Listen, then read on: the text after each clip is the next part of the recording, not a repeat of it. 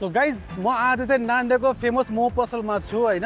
As you can see here माथि हैन, यो चाहिँ लोकेसन चाहिँ गौशाला हेडक्वार्टर हो। सबैलाई थाहा छ त्यो कुरा। अब धेरै लामो कुरा नगरेर let's get inside and eat some momo है त guys. So let's go. So guys, as you can see it's a self service here.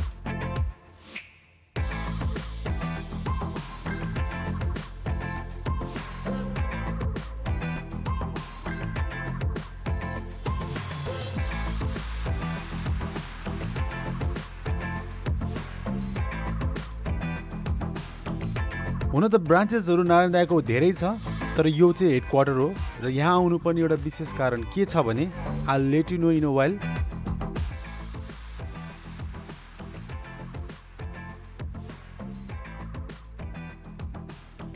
So you can see the momo is very firm.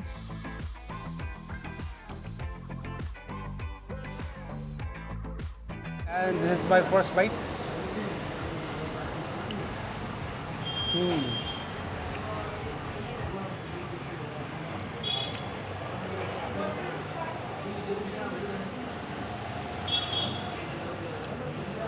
It's good.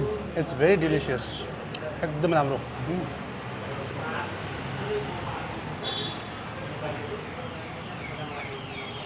एकदमै मिठो छ। र अर्को कुरा चाहिँ मलाई यसो भन्न लाग्यो, यसमा जुन यो ट्याङ्गिनेस छ नि, अमिलोपन यसमा चाहिँ एट फर्स्ट आई थट कि यो धेरै पातलो भयो, तर ठिकैको कन्सिस्टेन्सी रहेछ यसमा चाहिँ। र अमिलो र तपाईँको त्यो चिली फ्लेक्स हाल्दाखेरिको त झन् यसमा मिक्स भएपछि त नथिङ क्यान टच दिस। यो चाहिँ अति नै दामी छ।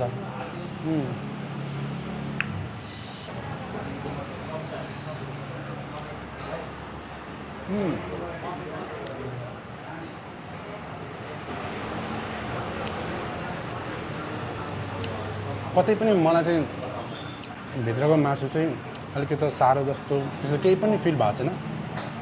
It is totally smooth. यसको मासुको जुन त्यो क्वालिटी पनि छ, अघि हामीले देख्यौँ बिहाइन्ड द सिन्समा हामीले बनाएको चाहिँ त्यो पनि एकदम फ्रेसली मेड, सबै चिज फ्रेसली मेड। र अर्को कुरा चाहिँ फेरि तपाईँको जुन यसको पिठो जुन छ नि, यो मैदा, यो पनि एकदम ठिक्कको छ। यो न धेरै बाक्लो छ न धेरै पातलो छ। किनभने मैले अरू ठाउँमा खाँदाखेरि चाहिँ हल्का पातलो र कोही बाक्लो देखेको थिएँ। अब त्यो कुन ठाउँ हो भन्ने कुरा अहिले नगरौँ, तर प्रायः सहरमा चाहिँ यस्तो ठ्याक्कको ब्यालेन्सको, आई मिन न पातलो न के अरे बाक्लो, ठ्याक्कको छ, ठिक्कको छ क्या यो चाहिँ। मलाई चाहिँ यो पनि यसको सबभन्दा बेस्ट पोइन्ट यो पनि लाग्यो। किनभने त्यसले गर्दाखेरि, पिठोले गर्दाखेरि नि तपाईँको चाहिँ खाँदाखेरिको एक्सपिरियन्समा धेरै फरक पनि जान्छ। यो जुन अचार छ यसको चाहिँ अमिलो पनि ठिक्कको छ, धेरै ऊ पनि छैन, बढी अमिलो पनि छैन, ठिक्कको छ। योसँग झन् यो चिली फ्लेक्सहरू राख्दाखेरि झन् एकदम राम्रो भएर आउँछ। झन् यसमा चाहिँ एड अन भएर चाहिँ अझ मिठो टेस्ट दिइरहेछ। मलाई त्यस्तो फिल भयो। त्यो चिली फ्लेक्सको कुरा गर्दाखेरि चाहिँ इट इज ओके। मलाई चाहिँ त्यति स्पाइसी लागेन। आई डोन्ट नो कतिजनालाई चाहिँ स्पाइसी चाहिँ देख्का नै ह्यान्डल होइन, पिरो भयो भन्नुहुन्छ, तर मलाई चाहिँ एकदम ठिक्कको छ। यो चाहिँ धेरै पिरो छैन, ठिक्कको छ।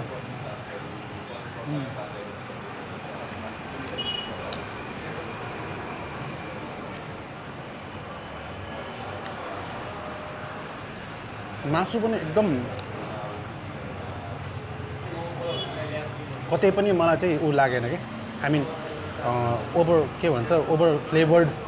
अनि कतिमा चाहिँ मासुहरूमा चाहिँ तपाईँको मोमो खाँदाखेरि चाहिँ लसुनको स्वाद बढी आउने, जिन्जरको स्वाद बढी आउने। यहाँ त्यस्तो केही पनि मैले भेटाएन। इट इज लाइक एकदम पर्फेक्टली ओके। सबैमा चाहिँ नथिङ ओभर पावर्ड। मलाई यस्तो एकदम फिल भयो होइन। So this is very good guys.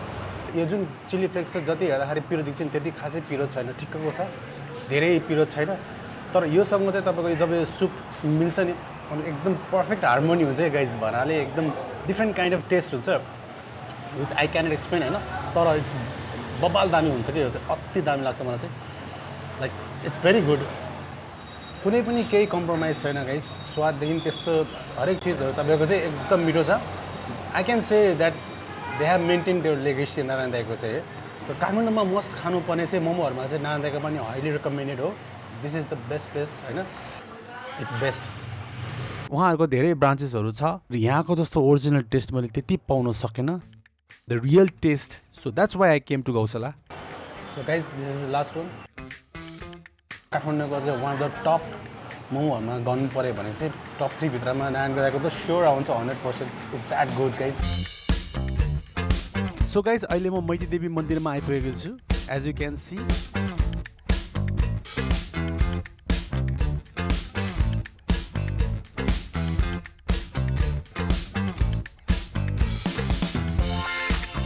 So म यहाँ फुल्की खाना जान लागेको, which is very good, and I'll show you the way.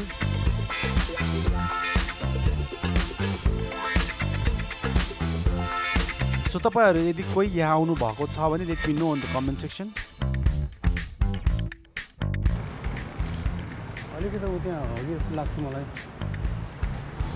फुल्की स्टेसन लगाइ यही होला. मैले आएको चाहिँ यही होला. Let's go inside. Fulki Station.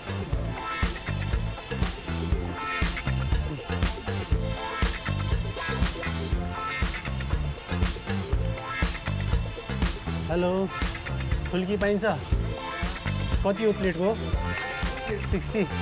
के यो तपाईहरुको चाहिँ उता बुटोलको हो यो? ए मैले यहाँ बुटोलको भने थिएँ कतिजनाले. ल यो प्लेट बनाइदिनु न. है कति टाइम लाग्छ? ओके. सेल्फ सर्भिस हो? ए आउँछ? ए ल.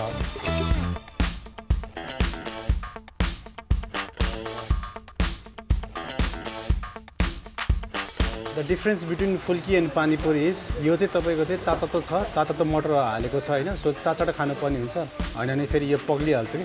त्यसैले गर्दाखेरि this is it guys. So let's give it a try. र तपाईँलाई चाहिँ म यहाँको चाहिँ पानी पनि म तपाईँलाई हालेर देखाइदिन्छु.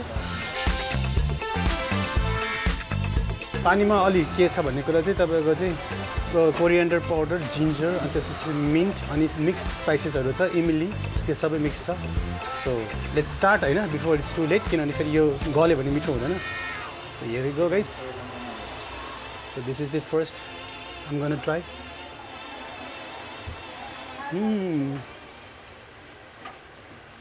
एज सेड कि भित्र चाहिँ मटर तातो हुन्छ, एकदम फ्रेसली मेड छ. You can feel that. र यसमा पनि प्याजले चाहिँ अलिकति माथि आइरहेको छ कि प्याजको फ्लेभर चाहिँ बढी माथि आएको छ. 60 रुपिस पर प्लेट 6वटा दिनुहुन्छ. सो जति पनि आइम स्योर तपाईँहरू थपै खानुहुन्छ होला. यस्तो मिठो छ, एकदम मिठो छ.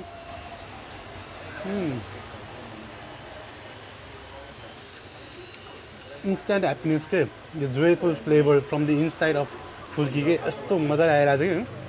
It's so good guys. You should try this. मैतीदेवीको छेउमा मैले तपाईँलाई भनिदिइहालेँ. So come and try. यहाँ आउँदाखेरि बब्बाल दामी छ, मिठो छ. त्यो भेरी फ्रेसनेस पनि एकदम फिल हुन्छ कि. फ्रेसनेस पनि एकदम चाहिँ खाँदाखेरिको चाहिँ. र तातो मटर गर्मीमा तातो भने त्यस्तो नसुन्नु. Phulki is made to eat like that way है.